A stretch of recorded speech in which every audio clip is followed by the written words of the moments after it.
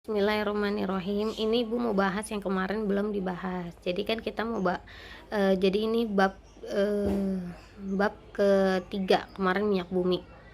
Gitu. Yang minyak bumi itu harapannya kalian emang teori semua. Jadi makanya kemarin dikasih latihan soal banyak kan. Jadi di pelajaran aja nanti ada yang keluar dari situ buat di ulangan PTS. Nah, termokimia itu yang dibahas yang pertama itu perubahan kalau reaksi.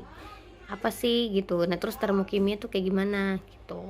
Jadi pada reaksi kimia itu kan terjadi perubahan zat dan juga perubahan energi gitu. Zatnya berubah, energinya juga berubah.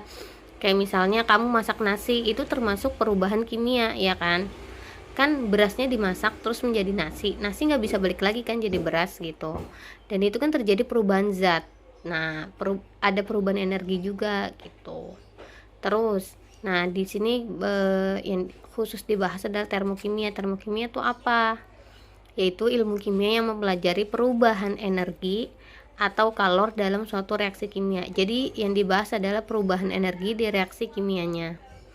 Nah, sesuai dengan hukum kekekalan energi, yaitu energi tidak dapat diciptakan atau dimusnahkan, tetapi hanya dapat berubah bentuk. Contoh dari kincir angin bisa menjadi energi listrik, atau dari energi PLTU, energi uap bisa jadi energi listrik. Itu adalah contoh dari energi itu tidak bisa diciptakan, tapi energi itu cuma dirubah. Tidak ada energi yang diciptakan seperti itu. Api itu bukan sebuah energi, bukan sumber energi yang diciptakan, bukan gitu. Nah, terus energi juga dapat berpindah. Contohnya es yang bisa meleleh. Itu kan ada energi kan? Maksudnya ada energi yang diserap, yang berpindah gitu. Makanya kenapa esnya bisa meleleh. Kalau enggak, harusnya es tetap, kalau enggak ada energi yang berpindah, harusnya es kamu diemin di suhu ruangan di luar kulkas, harusnya dia tetap padat gitu. Tapi dia melelehkan. Nah, ini bukti bahwa energi bisa berpindah. Nah, di subbab ini kita bahas yang poin 1, yaitu interaksi sistem dan lingkungan. Nah, sistem ini objek yang diamati dan diteliti, sedangkan lingkungan adalah segala sesuatu yang berada di luar sistem. Contoh, kita lagi mengamati suhu air di dalam gelas. Nah, yang jadi sistem itu siapa? Ya pastinya suhu air yang di dalam gelas yang kita amatin, perubahan suhunya yang kita amatin. Nah, terus lingkungannya siapa? Ya gelasnya itu termasuk ke dalam lingkungan, karena kan kita nggak ngamatin gelasnya, kita nggak peduli gelasnya kayak gimana. Yang kita perhatikan adalah suhu airnya kan gitu. Nah, terus terdapat 3 jenis sistem, yaitu terbuka, tertutup, dan terisolasi. Lanjut, sistem terbuka yaitu sistem yang di dalamnya terjadi perpindahan materi dan energi. Contohnya adalah air panas di dalam gelas terbuka. Kan kamu bisa ngerasain panas dari dinding gelasnya kan? Nah, itu artinya terjadi perpindahan energi. Terus coba kamu amatin baik-baik deh. Ada uap yang keluar dari dalam gelas. Dari dalam gelas kan? Yang keluar. Nah, uap tersebut menandakan terjadinya perpindahan materi, yaitu air yang berupa gas. Kan air bisa bentuk wujudnya gas kan gitu. Terus sistem tertutup itu hanya perpindahan energi, jadi hanya energi yang berpindah. Contohnya apa? Tinggal air panas di dalam gelas tapi ditutup gelasnya. Kalau tadi gelasnya dibuka, kalau sekarang gelasnya ditutup. Yaitu apa? Kita hanya merasakan panas dari dinding gelas, tapi udah nggak ada uap lagi kan? Ya iya dong, nggak ada uap kan, gelasnya udah ditutup gitu. Nah, karena gelas ditutup nih, jadi tidak ada uap berupa H2O. Yang terakhir itu ada sistem terisolasi. Sistem terisolasi ini adalah contohnya air panas di dalam termos. Nah, ini tidak terjadi perpindahan apapun. Coba aja kamu pegang termos, kamu kerasa panas nggak dari luar?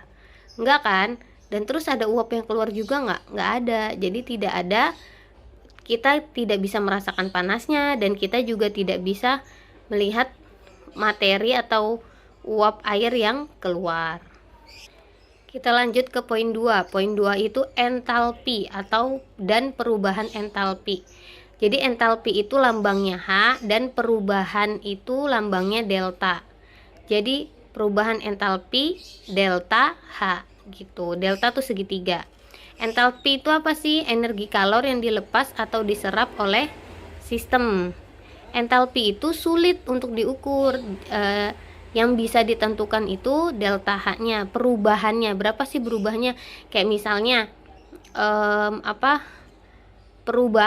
titik. Jadi kita cuma bisa ngitung jaraknya gitu. Misal titik awalnya di 0, titik akhirnya, misal kamu jalan dari rumah kamu ke sekolah, kamu bisa ngitung tuh perubahannya berapa. Dengan cara apa?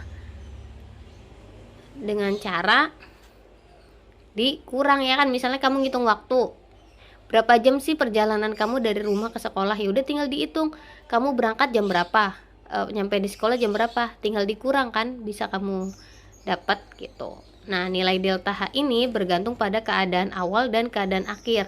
Jadi fokusnya keadaan awal dan akhir.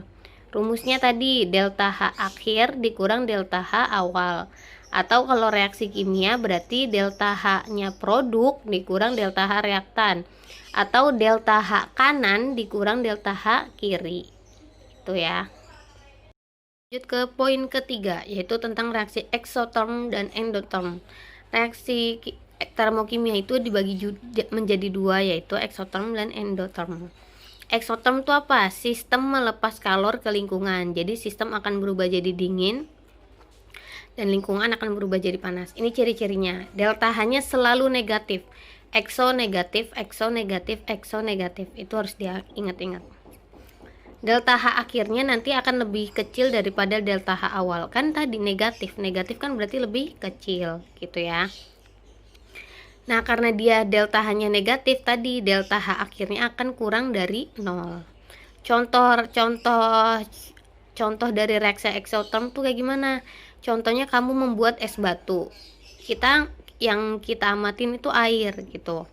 Nah, air itu kan awalnya punya suhu normal kan, maksudnya ya udah suhu normalnya air, suhu normal air gitu. Kemudian ketika kita masukkan ke dalam freezer, dia suhunya turun kan?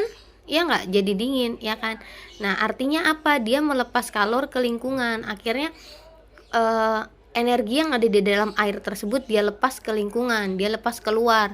Makanya akhirnya air tersebut bisa membeku menjadi es batu seperti itu. Lalu yang kedua adalah reaksi endoterm, yaitu sistem menyerap kalor dari lingkungan. Jadi kita malah menyerap, kalau tadi melepas, yang ini menyerap. Nah, tadi delta H-nya bernilai positif, sistem akan berubah jadi panas.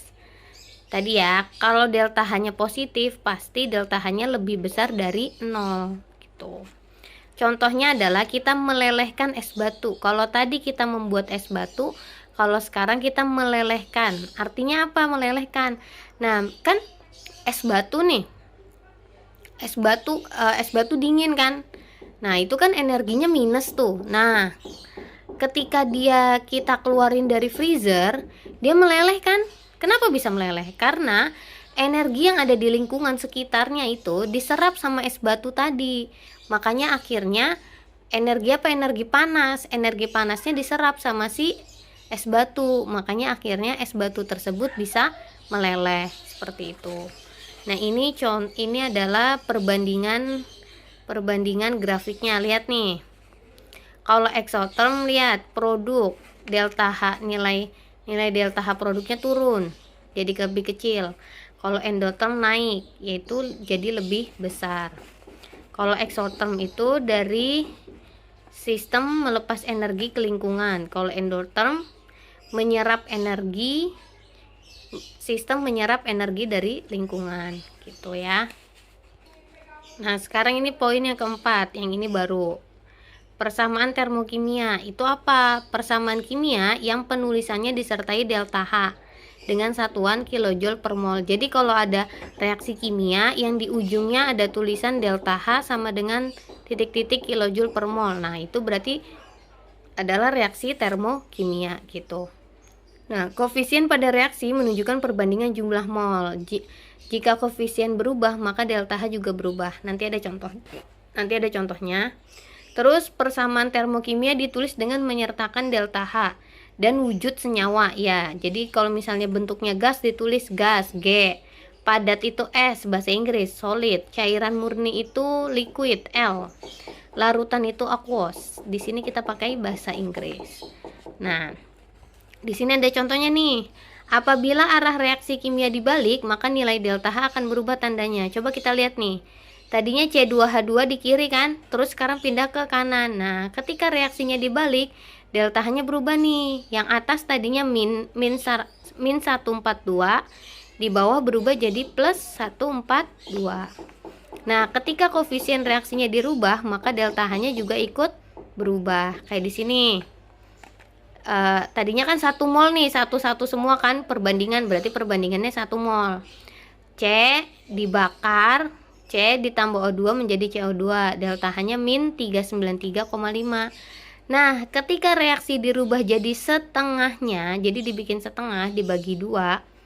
Ya udah setengah C tambah setengah O2 tambah setengah CO2, delta H-nya ya udah dibagi 2 juga.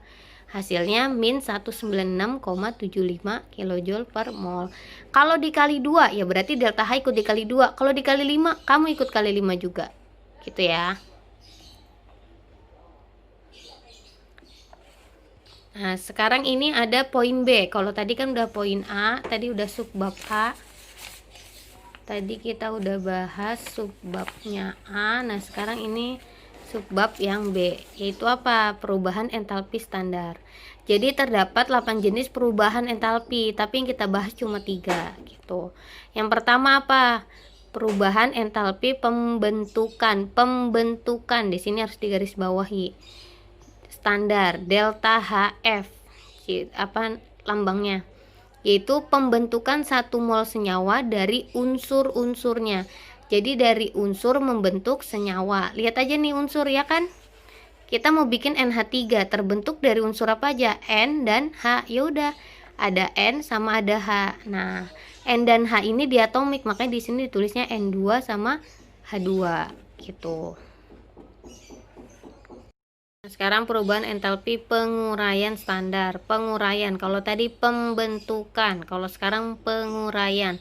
Kalau tadi unsur-unsur jadi senyawa, kalau sekarang kebalikannya. Senyawa jadi unsur-unsurnya. Lihat aja kebalikannya kan. Nah, ya udah kayak gitu deh. Dia simbolnya delta HD, jangan sampai salah, dissociation gitu. Terus habis itu yang ketiga, perubahan entalpi pembakaran. Pembakaran 1 mol zat pada keadaan standar. Nah, reaksi pembakaran itu selalu ditambah sama O2. Jadi kalau ada yang ditambah O2, kemungkinan dia adalah pembakaran. Nah, di sini ada catatan nih, ada unsur diatomik tuh apa aja? O2, Cl2, P4, H2, Br2, N2, I2, F2 dan S8. Kalau monoatomik C, Fe, H+, Ba, Ca, Mg, pokoknya golongan logam. Yang golongan 1, golongan 2, terus golongan 8 itu termasuk ke dalam logam. Logam itu monoatomik kayak gitu ya. Nah, habis ini langsung mau contoh soal dari Ibu, terus habis itu ada latihan soal buat kalian.